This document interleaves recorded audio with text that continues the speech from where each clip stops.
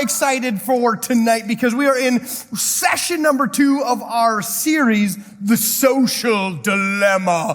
Bum, bum, bum, bum. Last week we talked about this idea of God doesn't care about your appearance. God doesn't care about how you look. God doesn't care how many pimples you have, how white your teeth are. God cares about your heart.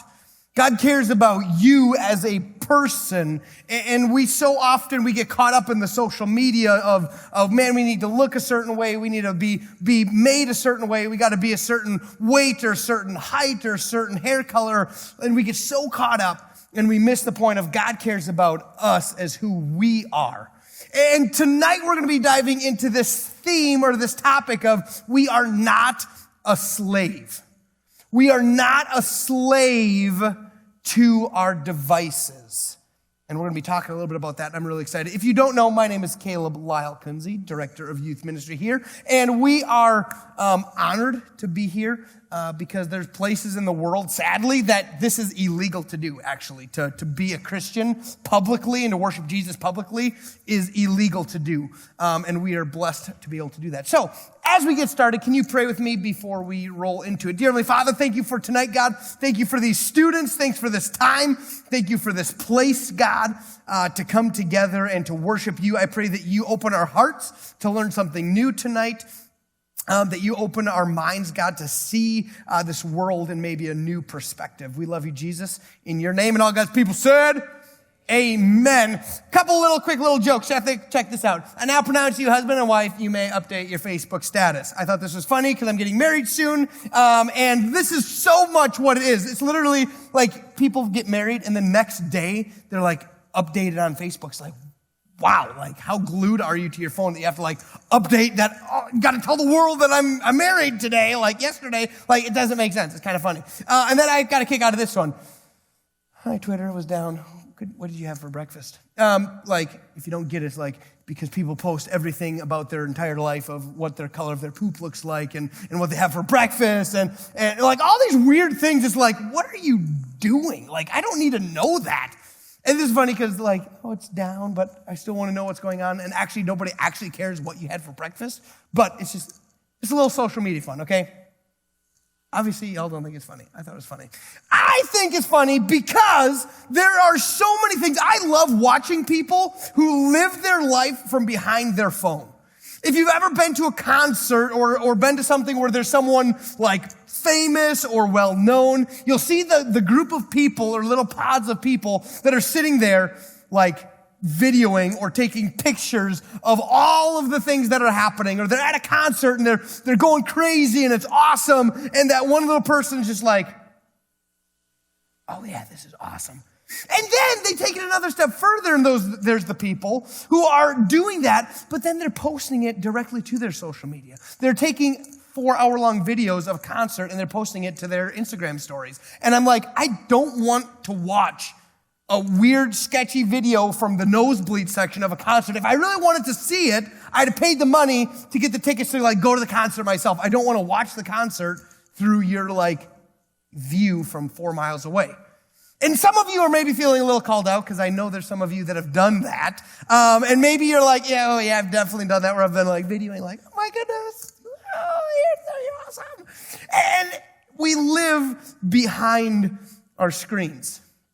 Or you go to a family social gathering, maybe over Christmas you've done this. You haven't seen people for weeks, maybe for months. You haven't seen some of your friends for a long time. And what are you doing? You're chilling on the couch, like playing Jetpack Joyride, scrolling through TikTok, checking out funny videos. And you're missing the point. You're missing the relationships and the connections with the people right in front of you.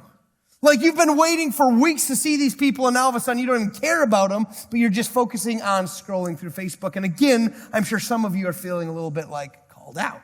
Like, oh yeah, Christmas definitely was on the couch scrolling through Instagram. Definitely was putting a filter on Snapchat of like the big wide eyes and like the big mouth and like getting my aunt from across the room or my grandma and like, right? Like some of y'all are feeling a little called out right now because it's like, yeah, that was totally me. Or one of my favorites is when people are like, hey, let's hang out. Let's get together. I haven't seen you for a while. Let's get together and like watch a movie. And like you just sit there and you watch a screen and you don't actually interact with the people next to you. You just prefer to just watch a TV show or movie or Disney Plus, and you're not actually connecting with the person that you're wanting to actually be with. And for that one, to be honest, I feel a little bit called out because I love watching movies. I love sitting down and watching some Netflix or some Disney Plus and just kicking back and just like letting my brain just go. And I enjoy that.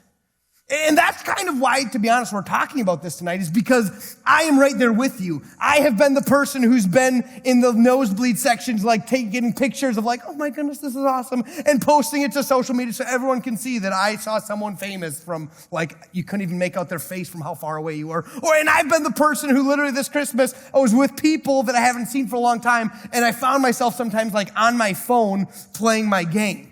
And I'm like, why? Like, why is this a thing? Or I've been the person who've hung out with people just to watch a movie together and not actually talk to them.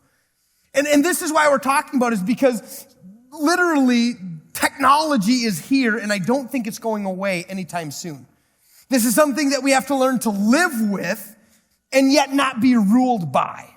Our phones, our gaming systems, whatever that might be, your Xbox, your PlayStation, your Wii, your Nintendo Switch, whatever it might be.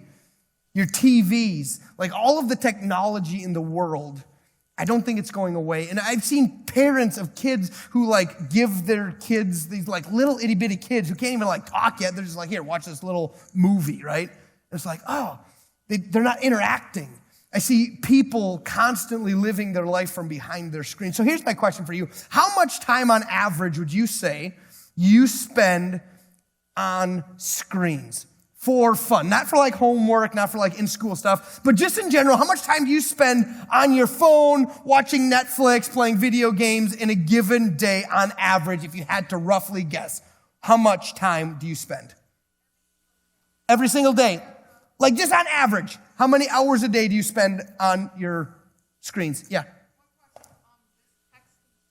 Texting counts. Yep.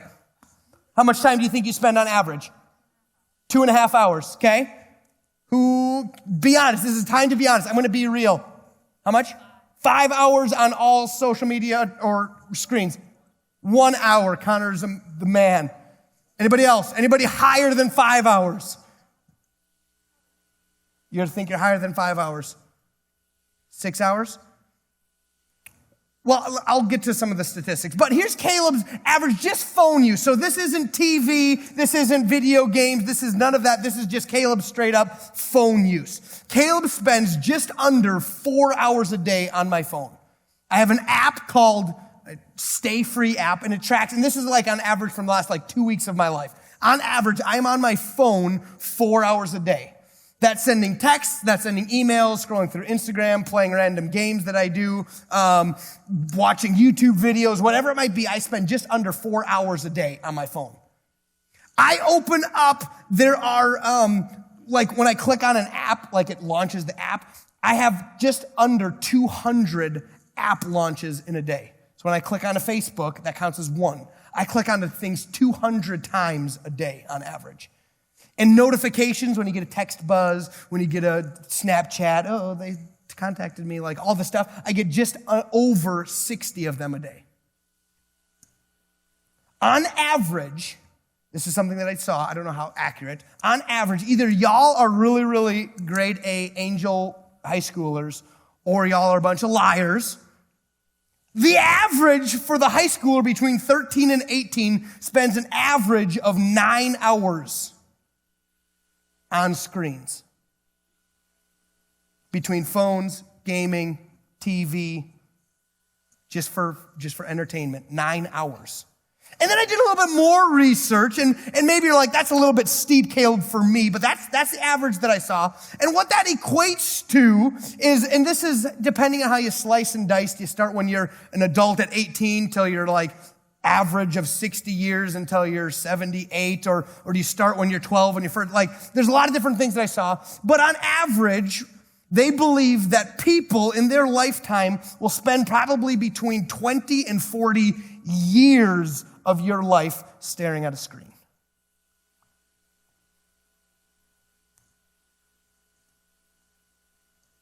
20 to 40 years of your life will be spent staring at a screen. Yeah. Well, you can still sleep, but if you combine all the time that you're on your screen, it'd be 20 to 40 years. That's almost sickening to me. That I'll spend 20 years of my life, if not more, just looking at a screen, watching movies, playing video games, looking at Facebook, playing Jetpack Joyride. 20 years of my life. We live in a world where there's an addiction to our screens. There's an addiction to technology. And it's kind of freaky. There's a Bible verse in Galatians chapter 5, verse 1 that says this: "It is for freedom that Christ has set you free. Stand firm then, and do not let yourselves be burdened again by a yoke of slavery." It is for freedom that Christ has set you free. You have been freed because of what Jesus did on the cross. With his death and his resurrection, you have been set free from the addictions of sin. You have been set free from the addictions of the struggles that you have faced. You are free because of Jesus. You might be you caught that word at the end there. It said, be burdened again by a yoke of slavery. What is a yoke? Like an egg yolk? Is that some sort of omelet? What's going on there? A yoke, if you look back way long time ago, there'd be oxen or cattle that they'd hook together so they'd plow a field, right? And the thing that would connect the ox together was called a yoke. So what Jesus is saying, what Paul is saying here in Galatians is, I have set you free. I don't want you to be connected again to the slavery of sin. I have set you free, and I don't want you to be bound up like two cattle like they were to plow a field. I don't want you to be connected like that to your addictions. Whether it's screens, whether it's something different, whether it's drugs and alcohol, whether it's pornography, whether it's pride, whether it's telling lies, Jesus has set you free, and he doesn't want you to use your freedom to say, I want to be just connected to my addiction again. Jesus died so that you could be free, so we don't have to be connected to our sin. He died so that you could be free. There is freedom here at Love of Christ. We want you to be free, to find freedom. That is found in Jesus. Earlier in Galatians chapter 4, starting at verse 4, it says this: "But when the time had fully come, God sent his Son, born of a woman, born under the law, to redeem those under the law, that we might receive adoption to sonship. Because you are his sons, God sent the Spirit of his Son into our hearts, the Spirit who calls out, Abba, Father. So you are no longer a slave, but God's child. And since you are his child, God has made you also an heir." Not in an error like a mistake, but an heir, you have the will of a father. Like you are part of the inheritance because you are connected to Jesus. You have been redeemed. That word redeemed is one of my all-time favorite words that the church kind of uses, that Christians use, redeemed. God has redeemed you. What that means is God bought you back. You see, when we fell into sin, when we fall into things, when we screw up, when we make mistakes, there's a debt that must be paid in order to wipe away our sin. And Jesus paid that debt.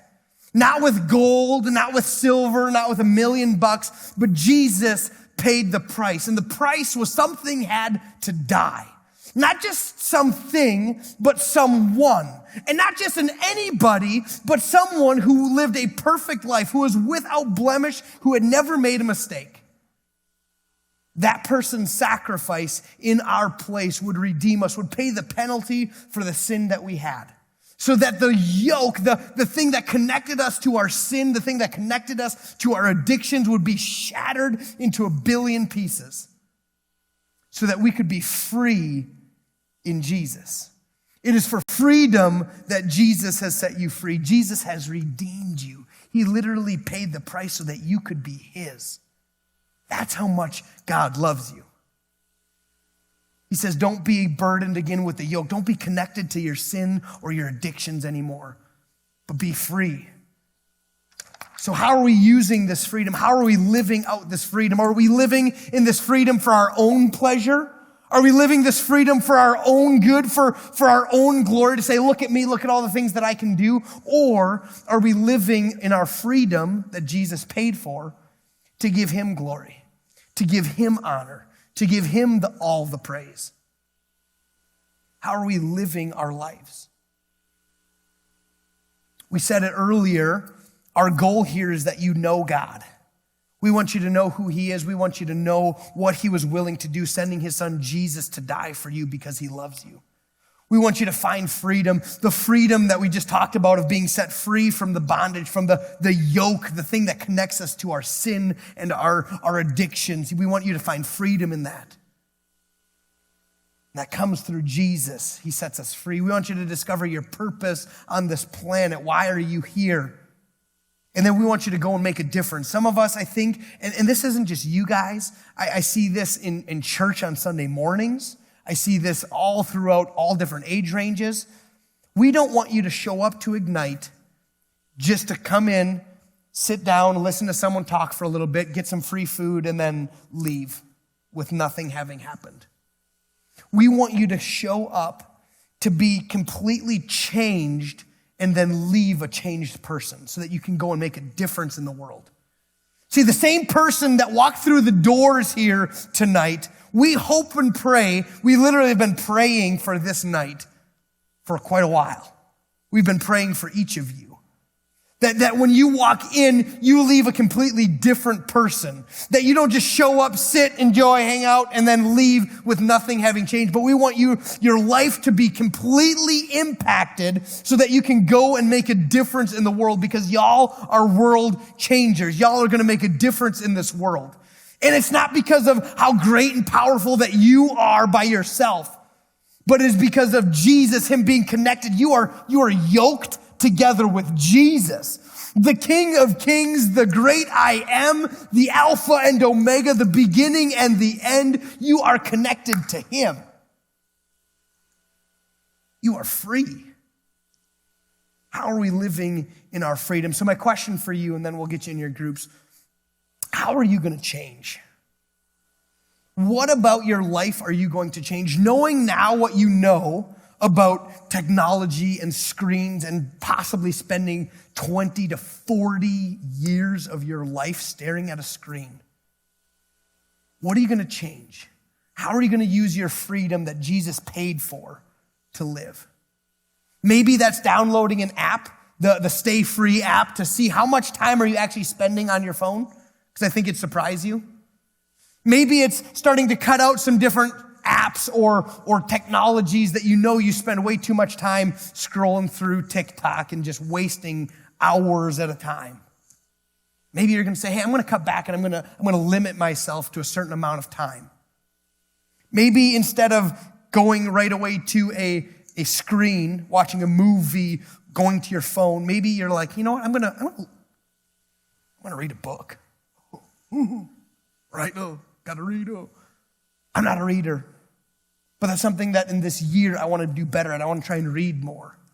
Maybe it's not reading, but maybe it's listening to a podcast. Maybe it's not even like totally getting rid of all the screen time, but maybe it's just changing the content that you're watching, the content that you're looking at.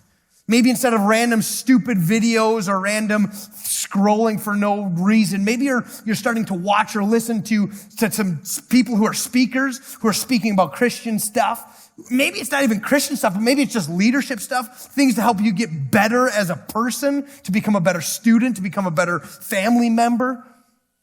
Like, how are you going to change when you leave this place that you're different? There's a lot of people on YouTube and that are on social media platforms that, I know it's hard to believe, but that are a lot better speakers than Caleb. Funny, because that's true. There's a lot of really good people that you could be listening to, that you could be filling the content that you're watching with something better. If you want ideas, I have ideas. There's a couple of my favorite, write them down. Judah Smith, a fantabulous speaker. He just blows me away every time he opens his mouth. Francis Chan, he's amazing. The way that he can interact and talk and share the good news of Jesus, it makes sense to me. And there's a lot of people who don't make sense to me. Francis Chan does.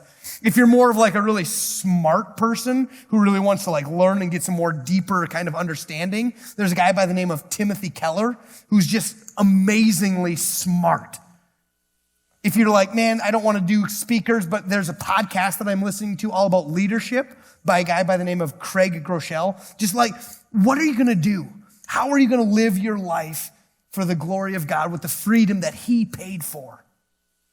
Not to be yoked to addictions, to sin, but God paid the price with his son's blood on a cross so that you could be free, so that you wouldn't be connected to sin and addiction and struggles anymore, but that you could be free and that you could live a life of joy, that you can find your purpose and that you can be on fire for your purpose and that you can then go and make a difference in this world because you guys are going to make a difference. I see it already. There's already a difference being made in the people's lives around you.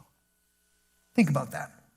How can we leave a changed person on fire for Jesus? Can you guys pray with me? Dear Lord, thank you for tonight, God. Thank you for the opportunity to be here, Lord. Help us, change us, God. Step into our lives if we don't have a relationship with you. Help us to be in a relationship with you, Jesus. Change our lives. Step in and rock our world so that there's nowhere else to turn except for you, Jesus. And Jesus, you are there. You are pursuing us, God. You literally sent your son, Jesus, to die because you love us that much. You were willing to pay the price, to buy us back so that we could be yours and live with you forever in eternity. God, help us to leave changed tonight. We love you so much. In Jesus' name, amen.